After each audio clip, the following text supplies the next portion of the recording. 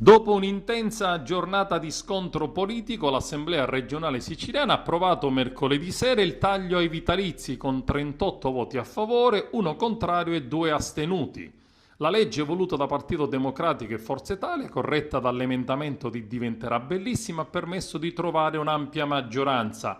Opposizione durissima dei 5 Stelle, che ha definito il provvedimento una legge truffa. La Sicilia ha previsto il taglio del 9% per gli assegni fino a 37.000 euro, del 14% per gli assegni fino a 60.000 euro e del 19% per quelli sopra i 60.000 euro, taglio che durerà soltanto per i 5 anni.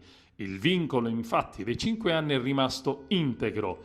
Si è arrivati con notevole ritardo rispetto alle altre regioni italiane e soprattutto con il rischio dei trasferimenti da parte del governo nazionale. Era il diktat posto dal governo centrale per quelle regioni che non si fossero allineate. Diversi naturalmente commenti alla legge. Una legge di assoluto prestigio, ha dichiarato in aula il capogruppo di Forza Italia Tommaso Calderone, e Cracolici ha spiegato la logica della scadenza temporale dei 5 anni. È stato fatto per evitare i ricorsi. Troppo basso il taglio del 9% per i 5 Stelle, che lo scorso maggio aveva presentato un primo disegno di legge che non era stato mai discusso, mentre lo scorso ottobre ha visto la luce un provvedimento voluto dai Democratici e Forza Italia che era stato subito incardinato in attesa del parere del Ministero degli Affari Regionali.